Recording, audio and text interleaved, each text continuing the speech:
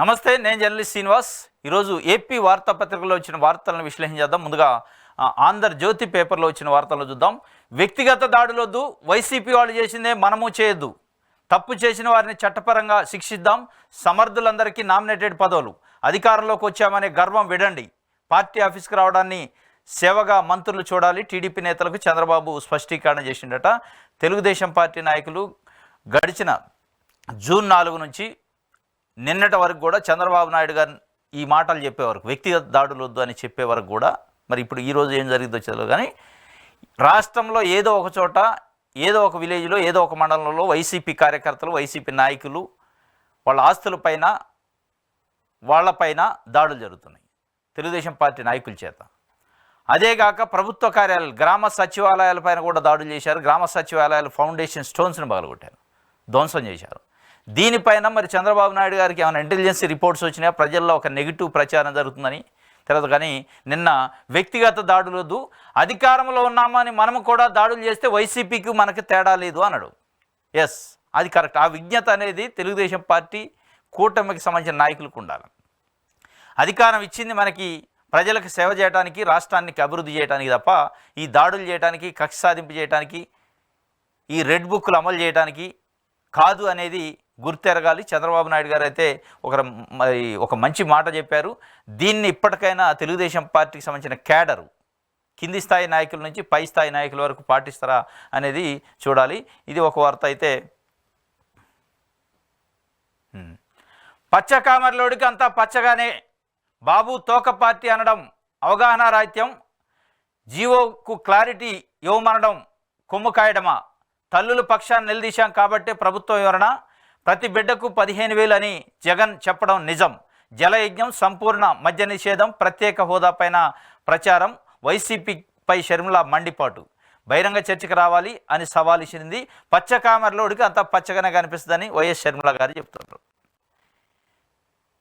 ఇది అమ్మఒడి కార్యక్రమంలో జగన్మోహన్ రెడ్డి 2019 ఎన్నికల ముందు జగన్మోహన్ రెడ్డితో పాటు ఈమె కూడా ఉంది. షర్మిల గారు కూడా వైసీపీ పక్షాన ప్రచారం చేశారు. వైసీపీని గెలిపించాలి, వైసీపీకి సంబంధించిన హామీలని కూడా అనేక బహిరంగ సభల్లో చెప్పారు. ఈ అమ్మఒడి కార్యక్రమంలో ప్రతి తల్లికి, ఆ తల్లికి ఎంతమంది అయినా బిడ్డలు ఉన్నాయి, ప్రతి తల్లికి 15,000 రూపాయలు ప్రతి సంవత్సరం చదువుకునే పిల్లలు ఉంటే ఇస్తామని చెప్పారు. చంద్రబాబు నాయుడు గారు 2024 ఎన్నికలకు ముందు ఎన్నికల ప్రచారంలో బహిరంగ సభల్లో చెప్పడంతో పాటు మేనిఫెస్టోలో పెట్టారు. ప్రతి తల్లికి కాదు మేము ఇచ్చేది, ప్రతి విద్యార్థికి ఇస్తాం. ఒక తల్లికి ఎంతమంది పిల్లలు ఉంటే అంతమంది విద్యార్థులకు కూడా ఇస్తాం 15,000 రూపాయల చొప్పున. అది ఇద్దరా, ముగ్గురా, నలుగురా సంబంధం లేదు, నలుగురు ఉంటే 60,000 వస్తాయనేది ఫిగర్తో సహా చెప్పిండు. దీనిపైన మొన్న జీవో నెంబర్ 29 జారీ చేశారు. జీవో నెంబర్ 29లో ప్రతి తల్లికి మాత్రమే ఈచ్ మదర్ గెట్స్ 15,000 అని రాశారు. అంటే అక్కడ యూటర్న్ తీసుకున్నారు, మోసం చేశారు, అబద్ధం ఆడారు, ప్రతి విద్యార్థికి అని చెప్పి ప్రతి తల్లికి అని. దానిపైన అటు వైసీపీ ఇటు కూటమి మధ్య మాటల యుద్ధం నడిచింది. దాంట్లో ఏమై ఎంటర్ అయ్యారు, అంటే పచ్చ కామెరలో వచ్చిన వాడికి పచ్చగానే అంత కనపడిద్ది అన్నట్టు ఏమో కూడా ఒక పచ్చ పార్టీ నాయకులు లెక్క మాట్లాడింది. జగన్మోహన్ రెడ్డి 2019లో కూడా ప్రతి విద్యార్థి కానడం మోసం చేసిండని. ఇవాళ జగన్మోహన్ రెడ్డి పరిపాలన అయిపోయింది. 5 సంవత్సరాలు ఆయన పరిపాలించినప్పుడు ఏ రోజు ఇదే షర్మిల గారు మాట్లాడలే. నిజంగానే మీరు అన్నట్టు ప్రతి విద్యార్థికి ఇస్తారంటే మీరు నిలదీయాల్సింది. అప్పుడే తెలుగుదేశం పార్టీ నాయకులు ఎక్కడ నిలదీయలే, ఎక్కడ విమర్శించలే. జగన్మోహన్ రెడ్డి ప్రతి విద్యార్థికి ఇస్తానని మోసం చేసిండని. ఈరోజు పరిపాలన అంటే పవర్ పోయిన తర్వాత, ప్రభుత్వం పోయిన తర్వాత ఒక ప్రతిపక్ష పార్టీని జగన్మోహన్ రెడ్డి మోసం చేసిండు, జగన్మోహన్ రెడ్డి కూడా ప్రతి విద్యార్థికి ఇస్తున్నాడు అని చెప్పడం అంటే, మరి దీన్ని పచ్చ కామెరలోడికి పచ్చగానే అంత కనపడిద్ది లోకం అనేది ప్రజలు ఇవ్వాలనుకుంటున్నారు. ఇలా అధికారంలో ఉన్న పార్టీ, మోసం చేసిన పార్టీ, హామీ ఇచ్చిన పార్టీ తెలుగుదేశం పార్టీ అనేది ప్రజలు అనుకుంటున్నారు. ప్రతి విద్యార్థికి ఇస్తానని చెప్పి మేనిఫెస్టోలో పెట్టింది, ప్రతి విద్యార్థికి ఇస్తానని బహిరంగ సభల్లో చెప్పారు, ఆడియోలు వీడియోలు ఉన్నాయి. అది మర్చిపోయి అధికారంలో ఉన్న పార్టీని నిలదీయాల్సిన వైఎస్ షర్మిల గారు కాంగ్రెస్ పార్టీ అధ్యక్షురాలుగా ప్రతిపక్ష పార్టీ పరిపాలన అయిపోయిన పార్టీ, పవర్ లేని పార్టీని విమర్శించడం అంటే ఇక మరి పచ్చ కామెరలోడికి పచ్చగానే కనపడతాయి అనేది మీకే అప్లై అవుతుంది. మీరే దాన్ని అన్వయించుకోవాలని చెప్పి ఇవాళ ఏపీలో ప్రజలు మాట్లాడుకుంటున్న పరిస్థితి. మళ్ళీ ఇంకా బహిరంగ చర్చకు సవాల్ ఇస్తుంది. ఏముంది అందులో బహిరంగ చర్చ? మీరు నిజంగానే 2019లో జగన్మోహన్ రెడ్డి గారు ప్రతి విద్యార్థికి ఇస్తానని ఉంటే 5 సంవత్సరాలు ఆయన పరిపాలనలో ఏ రోజు నోరు మెదపలేని మీరు మోసం చేశారని అడగలేదు, అని నిలదీయలే. అటు తెలుగుదేశం పార్టీ అడగలేదు, ఏ పార్టీ అడగలే. ఎందుకంటే ఆయన అన్నది ప్రతి విద్యార్థి కన్నా ప్రతి తల్లికి అన్నాడు. ఇలా ప్రతి విద్యార్థికి ఇస్తాను, నలుగురుంటే 60,000 ఇస్తానని చెప్పి చంద్రబాబు నాయుడు దాన్ని మీరు నిలదీయాలి తప్ప ప్రతిపక్ష పార్టీని నిలదీయటం వల్ల పెద్ద ఒరిగేది ఉండదు. దాంట్లోనే పచ్చ కామెరలోడికి పచ్చగానే కనపడతాయని మీకు పచ్చ కామెరలు అనేది అనుకుంటారు. బాబు కాళ్ళకు బంధమేలా, ఆంధ్రజ్యోతి కొత్త పలుకులో రాశారు. బాబు కాళ్ళకు బంధమేలా. మరి బాబు కాళ్ళకు బంధం ఎవరు వేస్తున్నారు? బాబు కాళ్ళకి ఏమైనా పత్రిక అధిపతులు బంధం వేస్తానరా, లేదా వాళ్ళ పార్టీకి సంబంధించిన నాయకులు బంధం వేస్తానరా, లేదా జనసేన బీజేపీ కూటమి ఉంది కాబట్టి 3 పార్టీలు కాబట్టి ఆ కూటమిలో ఉన్న పార్టీలు ఏమైనా బంధం వేస్తున్నాయా అనేది ఆలోచిస్తే ఇక్కడ ఆంధ్రజ్యోతి ఏబిఎన్ రాధాకృష్ణ గారు కొత్త పలుకులో కొన్ని ఇంట్రెస్టింగ్ మాటలు రాశారు. వారిని కట్టడి చేయాల్సిందే. గడిచిన కొన్ని రోజులుగా ఆంధ్రప్రదేశ్లో చోటు చేసుకుంటున్న కొన్ని సంఘటనలు ఆందోళన కలిగిస్తున్నాయి. తెలుగుదేశం జనసేన నాయకులు ఎమ్మెల్యేలు గత పాలకుల బాటలోనే వ్యవహరిస్తున్నట్టు వార్తలు వస్తున్నాయి. నరసరావుపేట పార్లమెంట్ నియోజకవర్గానికి చెందిన ఒక ఎమ్మెల్యే తన నియోజకవర్గంలో 4 బార్ల యజమానులను తక్షణమే వాటిని ఖాళీ చేసి తమ మనుషులకు అప్పగించాలని హుకుం జారీ చేశారు. అనకాపల్లి పార్లమెంట్ నియోజకవర్గంలో ఒక జనసేన ఎమ్మెల్యే ఫార్మా కంపెనీ వాళ్ళు తమ కప్పం కట్టాలని ఆదేశిస్తున్నారు. కడప జిల్లాలో గతంలో మాదిరి భూ కబ్జాలు జరుగుతున్నట్లు సమాచారం. రాష్ట్రానికి పెట్టుబడులను ఆకర్షించే పనిలో ముఖ్యమంత్రి చంద్రబాబు ఉండగా కూటమికి చెందిన ఎమ్మెల్యేలు ఇలా ప్రవర్తించడాన్ని ఎలా సమర్థించుకుంటారు? వ్యాపారాలు చేసుకునే వారికి సహకరించాలే కానీ కప్పం కట్టాలని కోరడం ఏమిటి?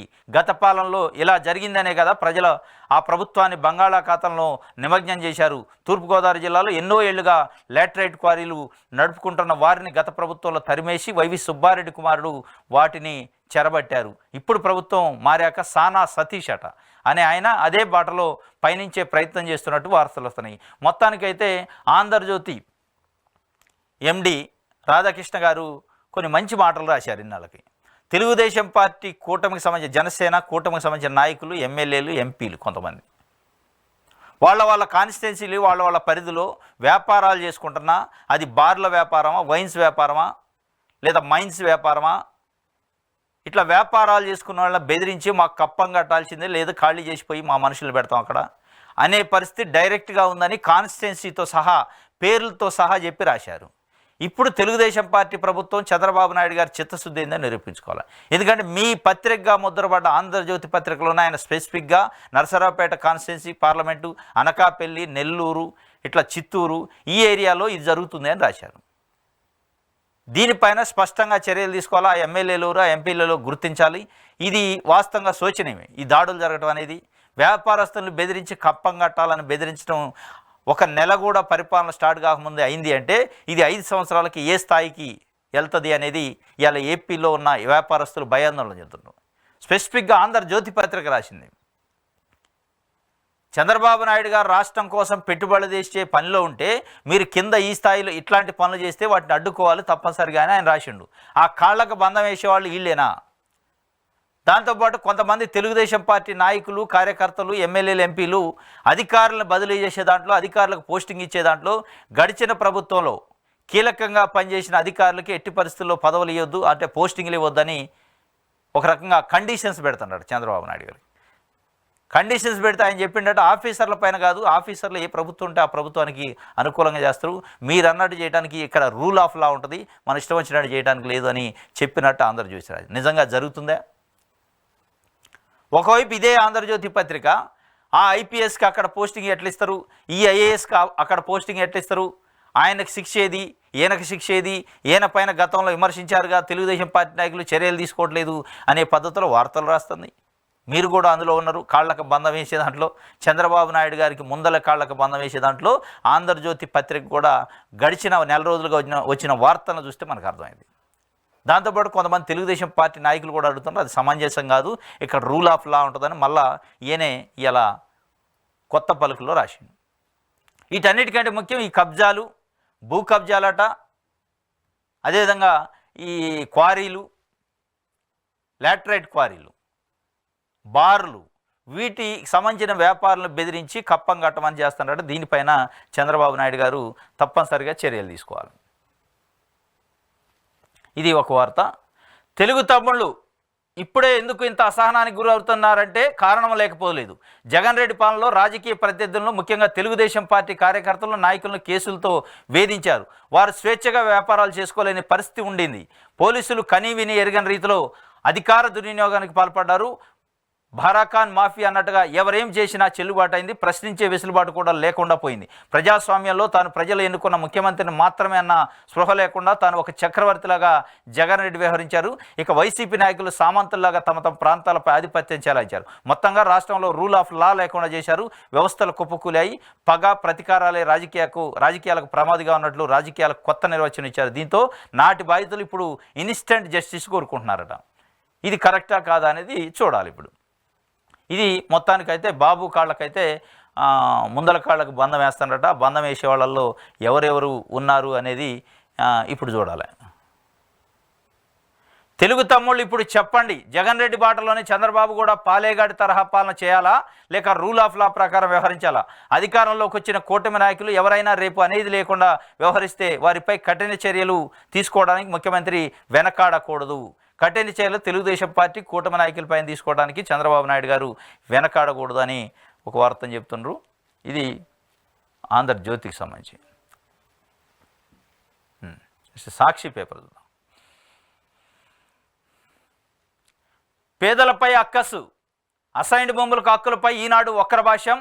దళిత పేద రైతులకు యాజమాన్య హక్కులు ఇవ్వడం తప్ప? దశాబ్దాలుగా తమ భూములపై హక్కులు లేకుండా బతికిన పేద రైతులు వారిని సంపూర్ణ భూ యజమానులుగా మార్చేందుకే అసైన్డ్ చట్టం తెచ్చిన జగన్ ప్రభుత్వం. ప్రజాప్రతినిధుల కమిటీ విస్తృత అధ్యయనం తర్వాతే నిర్ణయం. ఇదివరకు ఎన్నడూ లేని విధంగా 27 లక్షల మంది రైతులకు లబ్ధి. తమ భూములపై హక్కులు వచ్చాకే కొందరు రైతులు అమ్ముకుంటే మీకేంటి బాధ? మంచి ధర రావడంతో పిల్లల చదువులు, పెళ్లిళ్ళు, ఇతర అవసరాల కోసం ఎక్కిరిస్తే తప్పేంటి? తల్లికి వందనంపై దొంగాట నుంచి ప్రజల దృష్టి మళ్లించడానికే దుష్ప్రచారం అంటూ ఒక వార్తని. పేదలపై అక్కసు వెళ్ళగక్కింది నిన్న ఈనాడు పత్రిక. అసైన్డ్ భూములు ఎవరికి ఇస్తారు? జనరల్గా ల్యాండ్లెస్ పీపుల్కి, పేద ప్రజలకి, ఎస్సీలకి, ఎస్టీలకి ఇస్తారు. వాళ్ళకి ఇచ్చిన భూములపైన గత 30-40 సంవత్సరాలుగా ప్రభుత్వం నుంచి అయితే భూమి పొందారు, కానీ దాన్ని దున్నుకోవడానికి తప్ప ఎక్కడ అమ్ముకోవడానికి కానీ అవసరానికి దాన్ని ఎక్కడన్నా లోన్ పెట్టుకోవడానికి కూడా అవకాశం లేని పరిస్థితి ఉంది. దాన్ని జగన్మోహన్ రెడ్డి గారు వచ్చాక అసైన్మెంట్ భూముల యాక్ట్ తీసుకొచ్చి అసైన్మెంట్ యాక్ట్ ద్వారాగా వాళ్ళకి సంపూర్ణమైన హక్కులు కల్పించారు. ఆక్యుపేషన్ రైట్ సర్టిఫికేట్ ఇచ్చారు, ఓఆర్సీ అంటారు. వన్స్ ఆక్యుపేషన్ రైట్ సర్టిఫికేట్ వచ్చిందంటే దాన్ని వేరే వ్యక్తులకు అమ్ముకోవచ్చు, బ్యాంకులో తాకట్టు పెట్టవచ్చు, బ్యాంకు నుంచి రుణం పొందవచ్చు.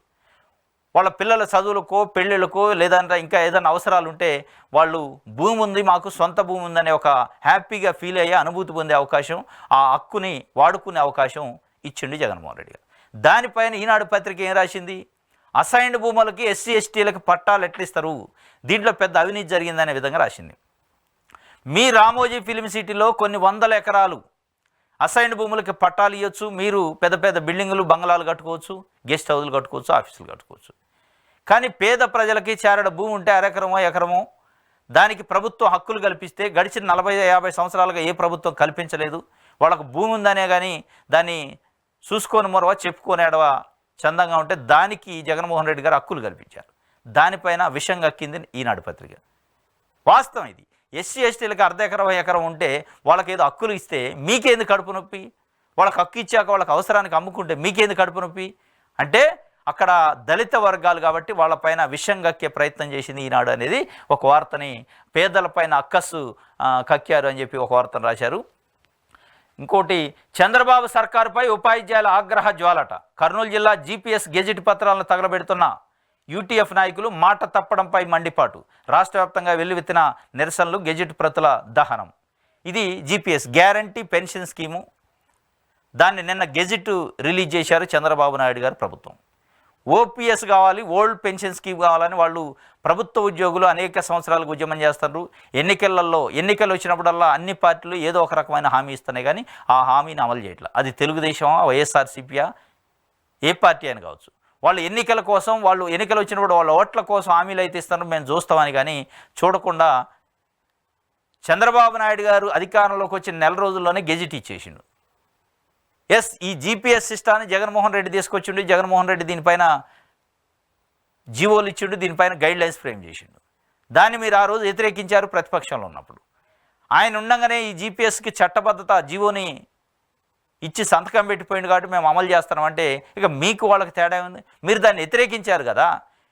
మీరు జగన్మోహన్ రెడ్డి గారు గడిచిన 5 సంవత్సరాల్లో చేసిన అనేక పనులని సంస్కరిస్తున్నారు, సమీక్షిస్తున్నారు.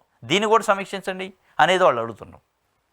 మాకు మాట తప్పి మోసం చేసిండి చంద్రబాబు నాయుడు గారని నిన్న గెజిట్ పత్రాలని ధ్వంసం చేశారు, దహనం చేశారు. మీరు అనేక అంశాల్లో రివ్యూ చేస్తున్నారు, అనేక అంశాల్లో సమీక్ష చేసి జగన్మోహన్ రెడ్డి గారి నిర్ణయాలు సరిగా లేని వాటిని తీసేస్తున్నారు, ఆ నిర్ణయాలు పక్కన పెడతాను. దీన్ని ఎందుకు పెట్టరు అనేది ప్రభుత్వ ఉద్యోగులు అడుగుతున్నారు. ఆ గెజిట్ పత్రాలు ఇచ్చారు అంటే మీకు కూడా జీపీఎస్ పైన ప్రేమ ఉంది, మీరు కూడా జీపీఎస్కి కట్టుబడి ఉన్నారు అనేది ఇలా ప్రభుత్వ ఉద్యోగులు అర్థం చేసుకుంటున్నారు. కాబట్టి జగన్మోహన్ రెడ్డి ఏది చేసిండో అదే చేయడానికి మీరు ప్రయత్నం చేస్తున్నారు తప్ప మాకు న్యాయం చేయడానికి కొత్తగా ఇంకొక స్కీమో ఇంకొక పద్ధతితో ఓపీఎస్ని తీసుకురావడానికి ప్రయత్నం చేయట్లేదు. మా పైన మీకు లేదు అని చెప్పి, మా సమస్య పైన మీకు దృష్టి లేదు, మా సమస్యను పరిష్కరించాలనే ఆలోచన లేదు అని చెప్పి వాళ్ళు అయితే ఆ గెజిట్ పత్రాలని మాట తప్పిండు అని చెప్పి దహనం చేస్తున్న పరిస్థితి. ఇది ఒక వార్త. సుస్థిరాభివృద్ధి లక్ష్యాల్లో ఏపీ ముందడుగట. గత ప్రభుత్వంలో సీఎం జగన్ విప్లవాత్మక చర్యలు ఎందుకు కారణం? పలు రంగాల్లో ముందు వరుసలో రాష్ట్రం. 2023-24 సుస్థిరాభివృద్ధి లక్ష్యాల పురోగతి నివేదిక స్పష్టీకరణ. మాతా శిశు మరణాలు భారీగా తగ్గుదల 15.60% నుంచి 6% తగ్గినాయట. తల్లి పిల్లల మరణాల సంఖ్య 15% నుంచి 15.5% ఉన్నది 6% పడిపోయినాయట. తగ్గించిండు జగన్మోహన్ రెడ్డి ప్రభుత్వం గడిచిన 5.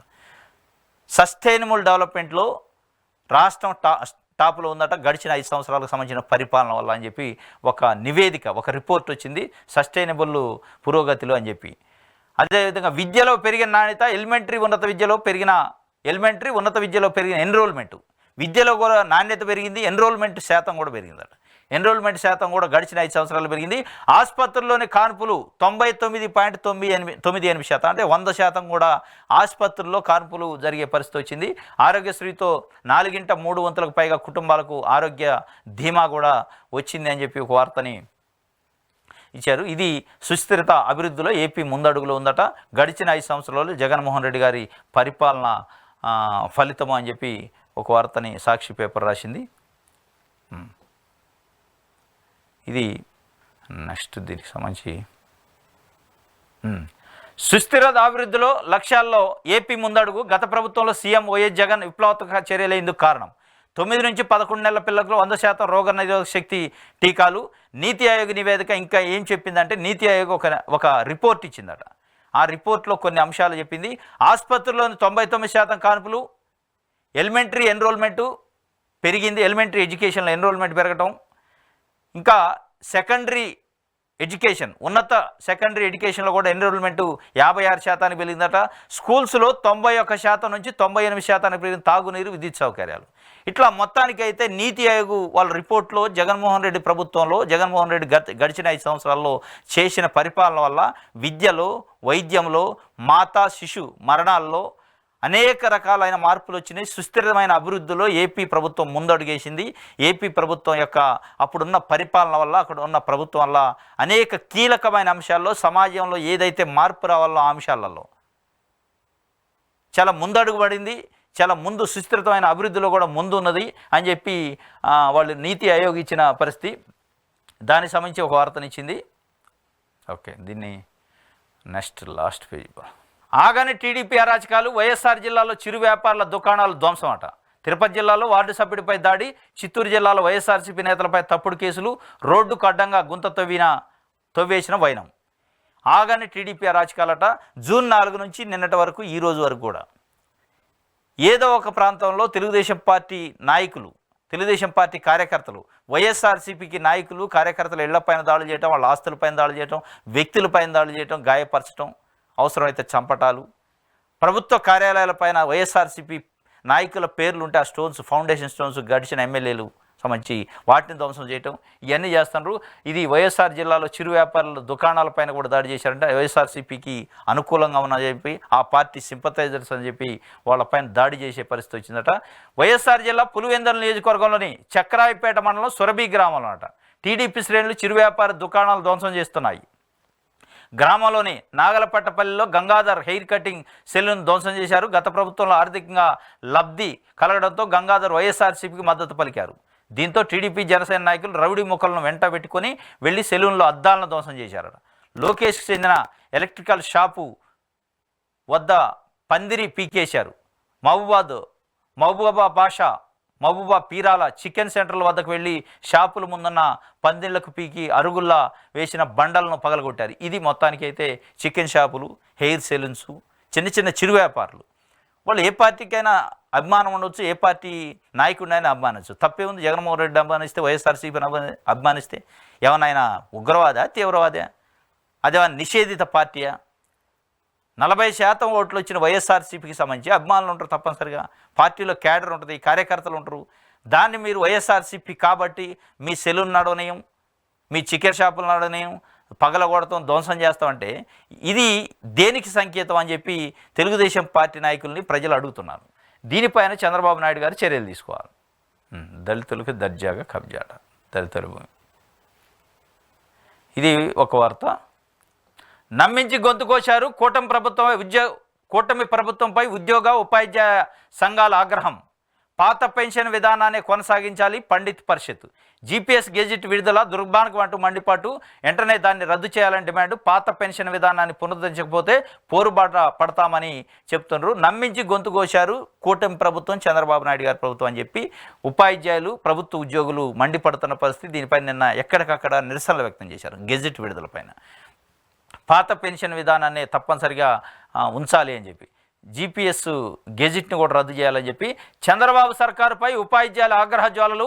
టీడీపీ, జనసేన, బీజేపీ కూటమి సర్కారు మోసం చేసిందని ఫైరు. ఏలూరులో జీపీఎస్ గెజిట్ కాపీలను దహనం చేస్తున్న యూటీఎఫ్ నాయకులు. ఇది మొత్తానికైతే అగ్గి మీద గుగ్గిలమవుతుండట ఉపాధ్యాయులు, ప్రభుత్వ ఉద్యోగులు. నమ్మించి గొంతు కోశారు చంద్రబాబు నాయుడు గారు మమ్మల్ని. ఓపీఎస్ విధానానికి మేము మద్దతు ఇస్తాం, ఓపీఎస్ విధానం తెస్తాం, మేము అధికారంలోకి వస్తామని చెప్పి జగన్మోహన్ రెడ్డి చెప్పిన జీపీఎస్ పద్ధతినే తీసుకొచ్చి గెజిట్ విడుదల చేశారు. ఓవర్ నైట్లో మాకు అన్యాయం చేశారు, మాకు గొంతు కోసే కార్యక్రమం చేస్తారు, దీన్ని ఆపపోతే ఉద్యమం తీవ్రతరం చేస్తామని కూడా ఆయన చెప్పిన పరిస్థితి. ఇది ఒక వార్త. దళిత ఐపీఎస్ అధికారిపై అక్రమ కేసులు ఎత్తేయాలని చెప్పి గుంటూరులో దళిత సంఘాలు నిరసన వ్యక్తం చేసినాయి. సునీల్ కుమార్, దళిత ఐపీఎస్ అధికారి పివి సునీల్ కుమార్పై అక్రమ కేసులు పెట్టడం దారుణమని, వాటిని వెంటనే ఎత్తివేయాలని కోరుతూ గుంటూరు జిల్లా పెదకాకాని ప్రధాన సెంటర్లో డాక్టర్ బిఆర్ అంబేద్కర్ విగ్రహం వద్ద శనివారం ఆ దళితులు ఆందోళన వ్యక్తం చేశారు. ప్లకార్డులు, బ్యానర్లతో పెదకాకాని సెంటర్లో ర్యాలీ నిర్వహించారు. దళిత ఐపీఎస్ అధికారి పివి సునీల్ కుమార్పై అక్రమంగా కేసు నమోదు చేయడాన్ని ఖండించారు. ఇది మొత్తానికి ఇప్పుడు జరుగుతుంది. అది దళిత అధికార, ఇంకొక అధికార అనేది సంబంధం లేదు. వాళ్ళు ఎవరినైతే టార్గెట్ చేశారో వాళ్ళపైన అయితే చేస్తున్న పరిస్థితి. ఇంకోటి RS Praveen Kumar, retired IPS officer, BRS party నాయకుడు కూడా, ఆయన కూడా ఆ ఎఫ్ఐఆర్ పైన మాట్లాడిండు. 3 ఏళ్ల తర్వాత ఎఫ్ఐఆర్ ఏమిటి? ఏపీలో ఎమ్మెల్యే రఘురామకృష్ణరాజు కస్టడీ ఫిర్యాదుతో మాజీ సీఎంతో పాటు సీనియర్ ఐపీఎస్లపై కేసులా? దేశ ఉన్నత న్యాయస్థానాలు ఈ కేసును పరిశీలించాయి కదా, కేసులను వెంటనే ఉపసంహరించుకోవాలి మాజీ ఐపీఎస్ బీఆర్ఎస్ నేత ఆర్ఎస్ ప్రవీణ్ కుమార్. ఇది ఆంధ్రప్రదేశ్ టీడీపీ ఎమ్మెల్యే, ఉండికి సంబంధించిన ఎమ్మెల్యే రఘురామకృష్ణరాజు 3 సంవత్సరాల క్రితం అప్పటి ప్రభుత్వంలోని అధికారులు పోలీసులు పెట్టిన కేసు పైన, నా పైన అక్రమంగా కేసు పెట్టారు, వేధించారు, చంపాలని చూశారు, హత్యా ప్రయత్నం చేశారని పోలీసు యంత్రాంగాన్ని ప్రశ్నిస్తూ పోలీసు యంత్రాంగం పైన ప్లస్ అప్పటి ముఖ్యమంత్రి పైన కేసు నమోదు చేయండి అని పెట్టిండు.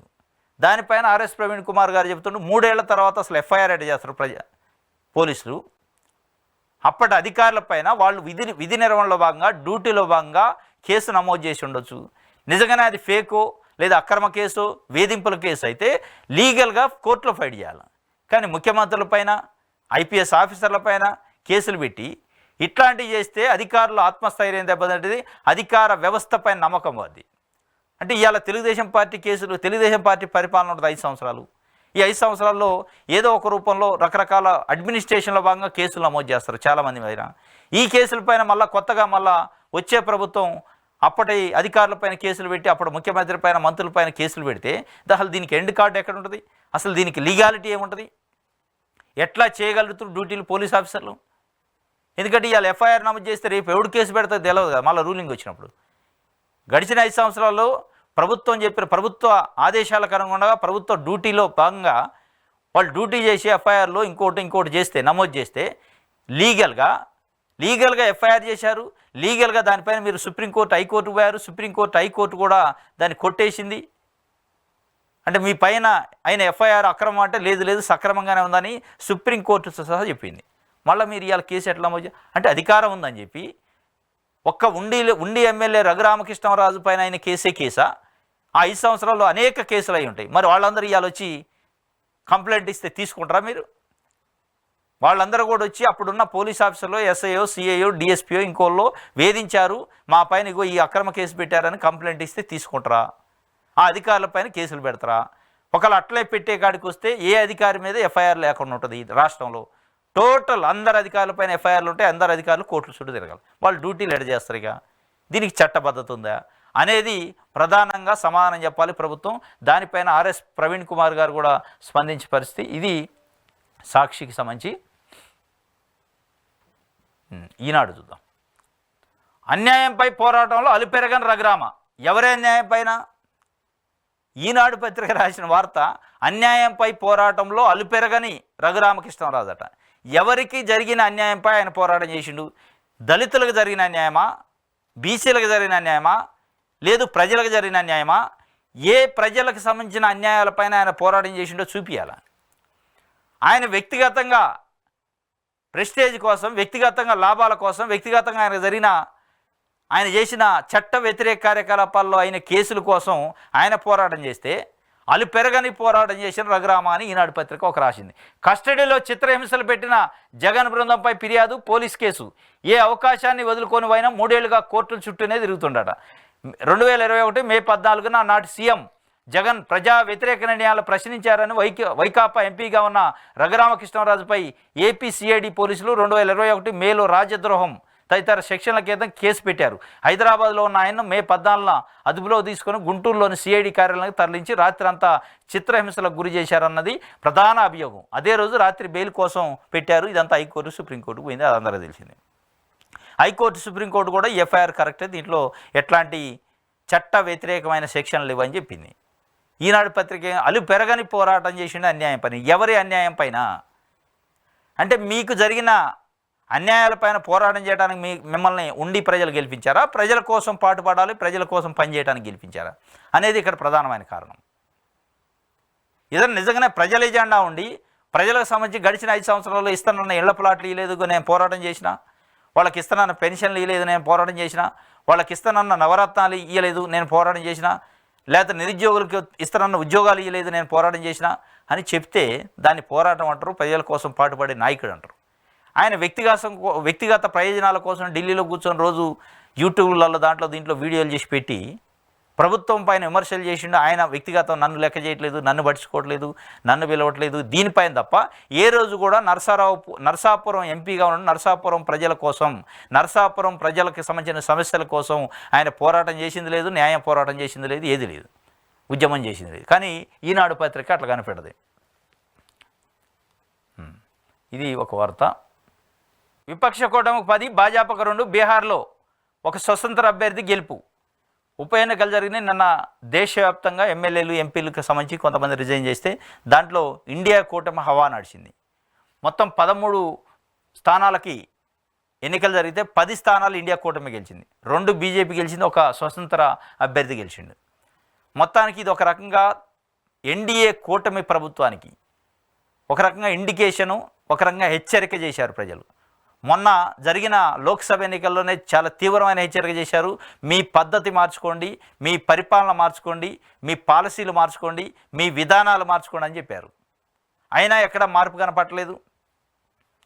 ఇప్పుడు మళ్ళీ జరిగిన బై ఎలక్షన్లో కూడా మొన్న జూన్ 4 నాడు వచ్చిన రిజల్ట్ కంటే అత్యుత్సాహమైన రిజల్ట్, అత్యంత అఖండమైన రిజల్ట్ ఇచ్చారు. 13 స్థానాలకు ఎన్నికలు జరిగితే దాదాపు 10 స్థానాలు అంటే 80% ఆఫ్ ద సీట్లు ఇండియా కూటమి గెలిచింది.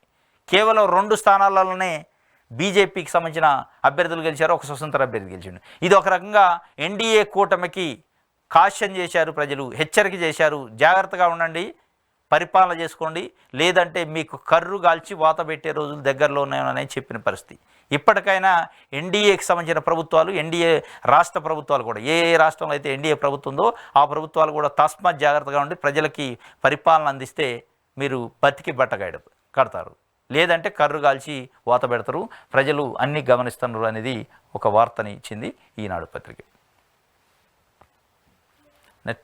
నెక్స్ట్ దిశ పత్రిక చూద్దాం. జగన్ వైఖరిలో మార్పు సాధ్యమేనా? అద్దాల మేడలోంచి బయటకు రాగలరా? కోటరీని పక్కన పెట్టడం కుదరని పని. ప్రజా దర్బార్ ప్రయత్నం ఫలిస్తుందా? 2019 ఎన్నికలకు ముందు కాలినడకన ఇల్లు తిరిగిన వైఎస్ జగన్ అధికారంలోకి రాగానే ప్రజల వంక చూడడమే మానేశారు. సీఎంగా పర్యటన చేసినప్పుడు జనం కనిపించకుండా రోడ్లకు ఇరువైపుల పరదాలు కట్టేవారు. సజ్జల, విజయసాయి వంటి కొందరు ముఖ్యులను మినహా ఎవరిని సాధారణంగా కలిసేవారు కాదు. ఇటీవల ఎన్నికల్లో ఘోర పరాజయంతో జగన్కు జనం గుర్తుకొచ్చారు. వారి సమస్యలు కూడా గుర్తుకొస్తున్నాయి. అందుకే వచ్చే సోమవారం నుంచి ప్రజా దర్బార్ నిర్వహించాలని తలపెట్టారు. అయితే జగన్ వైఖరిలో మార్పు రాకుండా ప్రజా దర్బార్ పెట్టడం వల్ల ప్రయోజనం ఉండదని సొంత పార్టీ నేతలే వ్యాఖ్యానిస్తున్నారట. ప్రజా దర్బార్ కార్యక్రమం వచ్చే సోమవారం నుంచి ప్రతిపక్ష నాయకుడు జగన్మోహన్ రెడ్డి గారు చెప్తుంటారు. ప్రజల దగ్గరికి వెళ్ళి ప్రజల సమస్యలు తెలుసుకునే కార్యక్రమం చేస్తుంటారా. ఆయన వైఖరిలో ఏమైనా మార్పు వస్తుందా అని చెప్పి ఒక వార్తనిచ్చింది. ఇంకోటి, విజయసాయి ఉక్కిరిబిక్కిరి, తన భార్యను ఆయనే గర్భవతిని చేశారని దేవాదాయ శాఖ అసిస్టెంట్ కమిషనర్ భర్త ఆరోపణట.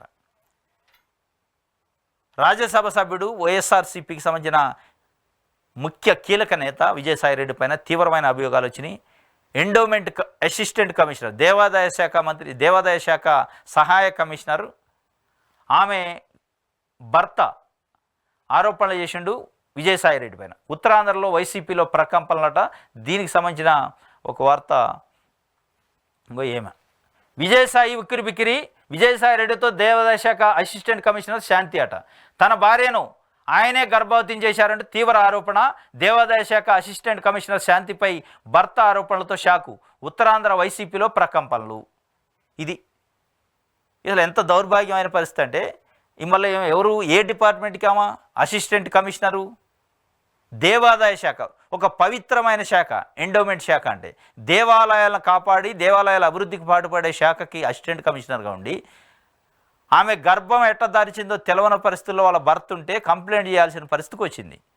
దాని వెనక విజయసాయి రెడ్డి ఉండు, విజయసాయి రెడ్డి వల్లనే నా భార్యకి గర్భం వచ్చిందని చెప్పుకునే దౌర్భాగ్యమైన పరిస్థితి ఇలా ఉంది. అంటే మరి రాజకీయ నాయకుల యొక్క ఎట్లా ఉన్నాయి క్యారెక్టరు, రాజకీయ నాయకుల యొక్క ప్రవర్తన ఎట్లా ఉంది? అధికారాన్ని అడ్డం పెట్టుకొని ఇట్లాంటి ఇల్లీగల్ వ్యవహారాలు చేస్తే మరి కుటుంబాలు బజార్న పడకుండా ఏం చేస్తాయి? వీళ్ళు ఏమి నీతి, ఏ నియమాలని ప్రజలకి చెప్తున్నట్టు, ఏమి మోరల్స్ చెప్తున్నట్టు ప్రజలకి? ఏమో చూస్తే ఒకవైపు దేవాదాయ శాఖ, మళ్ళీ పవిత్రమైన శాఖ, వేరే శాఖ అయితే ఏమో కానీ దేవాదాయ శాఖ అంటే ఒక పవిత్రమైన డిపార్ట్మెంట్ అది. ఆమె అట్లా చేస్తుంది. ఈయన పెద్దల సభ, దేశంలోనే అత్యంత పెద్దల సభ, దానికంటే మించిన సభ లేదు చట్టసభలలో. రాజ్యసభలో మెంబర్ అయినా ఈయనకేనే ప్రత్యేకత, ఆమె ప్రత్యేకత. ఈయన చట్టసభల్లో, పెద్దల సభలో, దేశ అత్యున్నత సభలో చట్టసభ్యుడు, రాజ్యసభ మెంబరు. ఈమె దేవాదాయ శాఖలో అసిస్టెంట్ కమిషనర్. వీళ్ళిద్దరి యొక్క ఇల్లీగల్ ఎఫైర్ను వాళ్ళ భర్తే స్వయంగా కంప్లైంట్ చేసిండు ఎండోమెంట్ కమిషనర్కి. దానిపైన ఆయన చేసిన కంప్లైంట్ కూడా మనం చూద్దాం. స్పష్టంగా ఇదిగో రాసిండు. నా భార్య గర్భానికి కారణం ఎవరో తేల్చండి. ఎవడు తేలవాలా? తేలిస్తే నీ భార్య తేలాల, ఎందుకంటే ఆమెకే తెలుస్తుంది. నా భార్య గర్భానికి కారణం ఎవరో తేల్చండి. నేను విదేశాల్లో ఉండగా ప్రెగ్నెంట్ అయింది. YCP MP Vijayasai Reddy, government pleader సుభాష్ల పైన అనుమానం ఉందట. ఆయనకి స్పష్టంగా పేర్లు కూడా చెప్పి రాసిండు కంప్లైంట్లు. వైసీపీ ఎంపీ విజయసాయి రెడ్డి, అదేవిధంగా ప్లీడర్ గవర్నమెంట్ జీపీ, రెవెన్యూ శాఖ జీపీ సుభాష్లపై నాకు అనుమానం ఉంది. దేవాదాయ శాఖ ఏసీ శాంతిపై భర్త మదన్ మోహన్ ఫిర్యాదు చేసిన, ఫిర్యాదు కాపీ కూడా పెట్టారు. తన భార్య గర్భానికి తండ్రి ఎవరో తేల్చాలని దేవాదాయ శాఖ అసిస్టెంట్ కమిషనర్ శాంతిపై ఆమె భర్త మదన్ మోహన్ దేవాదాయ శాఖ కమిషనర్ సత్యనారాయణకు ఫిర్యాదు చేశారు. తాను విదేశాల్లో ఉండగా తన భార్య గర్భం దాల్చిందని ఆరోపించారు. ఆమె ప్రెగ్నెన్సీకి YCP MP Vijayasai Reddy, government pleader సుభాష్లే కారణమని అనుమానం వ్యక్తం చేశారు. ఈ క్రమంలో తన భార్య అక్రమ సంతానానికి తండ్రి ఎవరో తేల్చాలంటూ దేవాదాయ శాఖ కమిషనర్ను కోరుతూ లేఖ రాశారు. కాగా ఇటీవల శాంతి దేవాదాయ శాఖ కమిషనర్ సస్పెండ్ చేశారు శాంతిని. ఇంతకంటే దౌర్భాగ్యం ఉంటుందా? ఒక భర్త నా భార్యకి ఎట్లా గర్భం వచ్చిందో చెప్పండి అని సమాజాన్ని అడిగే పరిస్థితి, గవర్నమెంట్ని అడిగే పరిస్థితి వచ్చిందంటే మరి ఎటుపోతుంది సమాజం? ఏం ఆఫీసర్లు, ఏమి చట్టసభ సభ్యులు, వీళ్ళు సామాన్య ప్రజలకి ఏం సందేశం ఇస్తున్నారు? వీళ్ళే ఎట్లుంటే మరి సామాన్య ప్రజలు ఎట్లా ఉండాలి? ఏం సందేశాన్ని సమాజానికి ఇస్తున్నట్టు అర్థం చేసుకోవాలి. దీనిపైన సివియర్గా యాక్షన్ తీసుకోవాలి. ఆల్రెడీ ఈ శాంతి అన్నామా, మళ్ళీ ఆమె పేరు కూడా చూడండి, శాంతి అట. దేనికి శాంతో ఎక్కడ శాంతో తెలియదు, కానీ మొత్తానికి అక్రమ మార్గంలో అక్రమ సంతానానికి ఒక పునాదేశ కార్యక్రమం చేసింది. దానికి విజయసాయిరెడ్డి, ఇంకొక ఆయన సుభాష్ అట, గవర్నమెంట్ ప్లేడర్, వీళ్ళిద్దరే కారణం అని నాకు అనుమానం ఉందని చెప్పి స్పష్టంగా మదన్ మోహన్ వాళ్ళ భర్త రాతపూర్వకమైన ఫిర్యాదు ఇచ్చిండు. ఇది చాలా దురదృష్టకరం అనమాట. దీనిపైన ఇప్పుడు మరి గవర్నమెంట్ ఏం చేద్దో చూడాలి. ఇది ఒక వార్త దిశ పేపర్లో ఇచ్చింది. ఇది ఈరోజు ఏపీ వార్తాపత్రికలో వచ్చిన వార్తలకు సంబంధించిన విశ్లేషణ. రేపు తాజా వార్తలతో తిరిగి కలుసుకుందాం. Thank you.